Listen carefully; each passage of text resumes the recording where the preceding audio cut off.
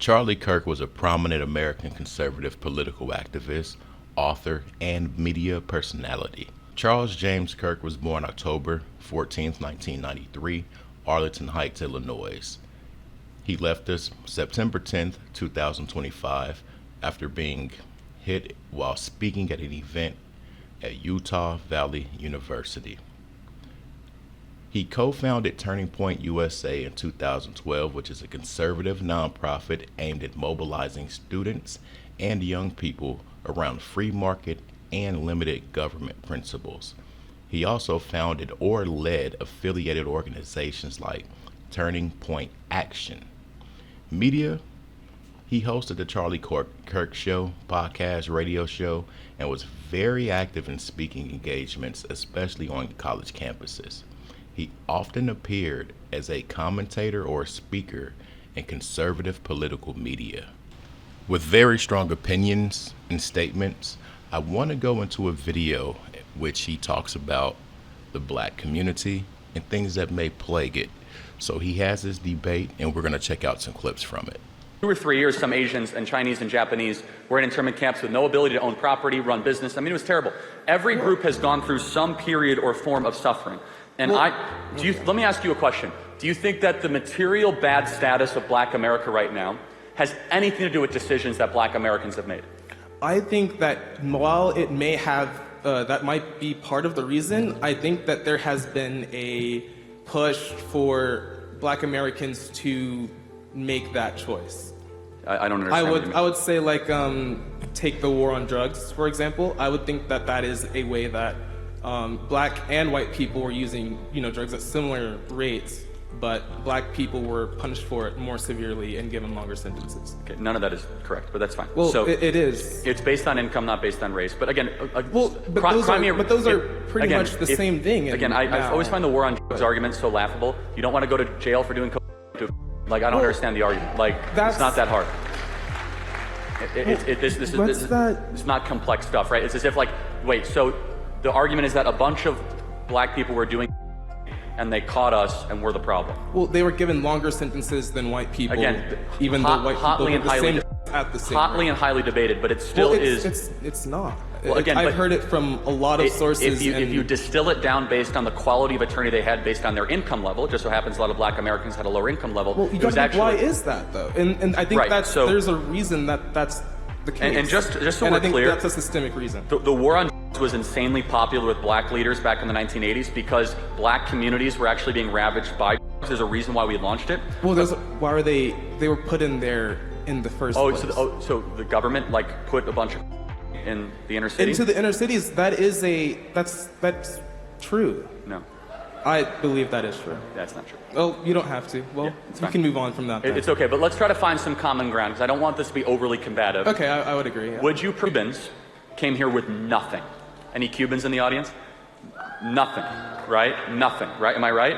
Nothing. Because of Castro. Like, the poorest people ever to come to America would be Cubans. They're incredibly wealthy per capita now.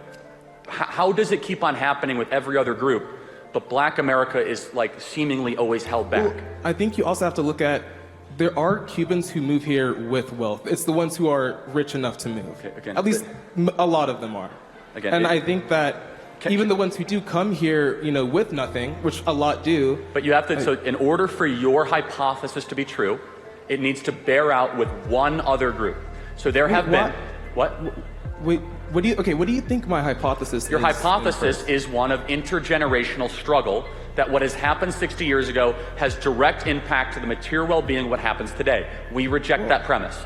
You don't think that history affects the president? Not nearly as much as you think it does, actually. Well, we believe that you are most importantly a consequence of your agency and your actions. Most importantly. And yes, there are historical implications that impact you. Of course they do. But to just say something that happened not in your lifetime and not even in all of your dad's lifetime. Well, it happened in my grandmother's lifetime, though. Right. And it affected how my dad grew up, and it affected how, what he had to do to get where he is, and for me to do what I did to get here. Okay, but you got to break that down though. Do you want me to explain my whole family's history of how we? Not necessarily, no. But at some point you have to say, despite all the bad stuff happening to us, We still could have made good choices and we would have flourished. Well, I think you can make good choices, and I think that you should also help people make good choices, because I don't see why we shouldn't. No, we should help people make good Right, choices. okay. Do you know why? That's why we should get rid of DEI, which actually elevates and rewards people that have not necessarily worked as hard. DEI just means diversity, equity, and No, it means inclusion. didn't earn it, but yeah, that's fine. It- But It doesn't. I know. Well, why would I- you say that then? You know it Well, because doesn't the mean- essence of DEI means didn't earn it. No, it doesn't. It Yes, means it does. diversity, equity, and inclusion. Okay. And I will explain Again. what's wrong with inclusion. What's so evil about that word that you don't like it? Okay, well, in practice, not the word itself, this is a forced corporate program or college program, however you want to put it, that is putting people in positions that have less. I went with this previous guy. It's very simple. You are elevating things that do not matter, that should not be in the matrix of making decisions. DEI isn't just about hiring. It can be research to find, disparities of, diseases against different groups. And it can be like, it's not just race. It's also, Got it. disabilities. It's also veterans. That's a group of people that we include here at Texas So A&M. I want to get to the next question, but here's my plea to you and to all of Black America, which is this. You could pick the Salvadorians, the Mexicans, the Iranians, the Persians, the Syrians, the Lebanese. You could pick any country. The ones that have succeeded reject the attitude that you and the prior guy have said. What do you think my attitude is? Again, your attitude is very clear. You are prioritizing the past and de-emphasizing agency in the I am media. saying that the past should Yeah, but all these have groups, effects on what we do all now. these other groups do not believe this, and that because when have they you don't. talked to all of these other well, groups? again, you can look at their cultural ethos. You can look at how. What? Again, so you cannot find in major Cuban literature in Miami this belief like, well, I'm not able to succeed because they took my farm away and everything's gone in Castro. That's Instead, not what I'm saying. We're going to end it right there. I want to thank you guys for being here, but I do want to address a few things, and forgive me for my angle, but he talked about taking farmers away and things like that. If you guys get on Google right now, you can see where there are farmers of darker hue that have had their farms taken away. It's their land, but why is it commandeered by the country? Yeah, you guys get what I'm saying. There was also a guy there in the Monroe area, down around Cincinnati type stuff, Trenton and things like that. But this gentleman bought land in an auction for $5,000, and the city's taking it away because they built houses and things like that. And here it is, this African American gentleman owns the land, and they're totally taking the land from him, or trying to. I'm not going to address too much more about the video, but let me know your own thoughts. And I want to thank you guys if you're still here. I had some health issues and I couldn't get in the streets like that, and I don't know if I'll be going back.